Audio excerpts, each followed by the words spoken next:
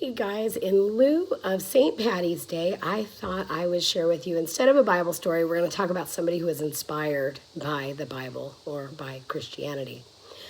St. Patrick, whose real name was Mirwin Sukkot. So there's lots of because history was kind of lost and because some of the records are lost, it's hard for us to know.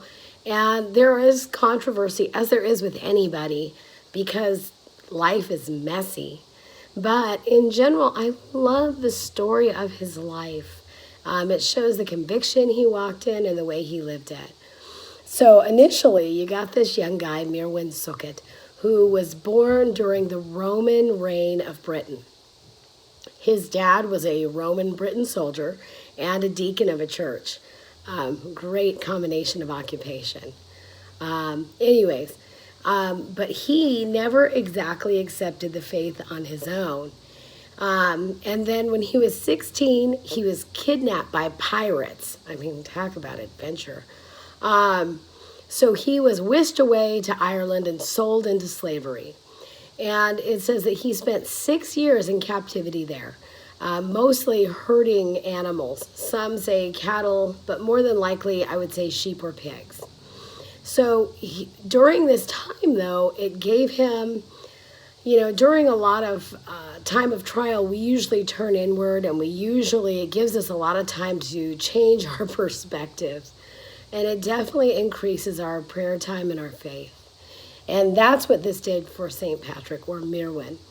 During this time, he ended up really encountering his faith and taking it on as his own.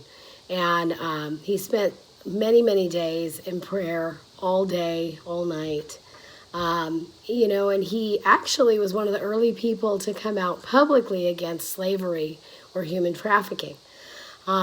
Because he said he knew the angst and the hollowness of feeling starved or hungry and naked and cold. So interesting guy. Eventually, he had prayers, or he had dreams during his time of prayer, and he had a dream that told him that his help would be coming soon. And then shortly thereafter, he had a dream that told him to go and that his ship was waiting for him. He ended up escaping at night and hiking over 200 miles, I think it was, down to the coast of Ireland. And he ended up talking his way onto a ship, and they stowed him away. And when they sailed, they went across and landed most likely in West England. And they ended up he's kind of sharing his faith with these people that had stowed him away. And they ended up being kind of lost in the wilderness for a while. And some of the accounts say that he ended up praying and saying, God, basically we're starving and, please provide provision for us. And they ended up coming across these wild hogs and were able to be fed and sustained off of them. But he had ended up rejoining his family. And during this time, he had ended up going back. He wanted to join the clergy. So he went back to school, and there was great hesitation for him. And actually, his manifesto, or his letter that he wrote later about his experiences, it took him a long time to write because he was so embarrassed about how poorly he spoke Latin. They talk about, some of the documents talk about how it was very difficult for him as an older student to learn Latin. But we can see in some of his writings, talking about the experiences he had, both enslaved and then able to later go on and share that with other people. And God had shared and put a burden on his heart that he would eventually go back to Ireland. And there was great hesitation to do that. But some people say there was an incident.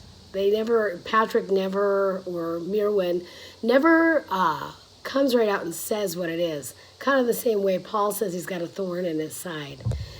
Some people speculate what it was, whether it was physical or a sin or whatever it was. In any case, there was something that he had kind of been tried for earlier, and some people say it may have prevented him from going sooner, and others say that that may have been the catalyst that charged him to go, because his family, there are writings that indicate that his family were not as welcoming for that sort of thing. So, but in any case, whatever the reason, he ends up back in Ireland, ministering to the people there. He brought gifts that would bribe his way out of trouble when he irritated the local chieftains and that kind of thing. But he ended up making peace.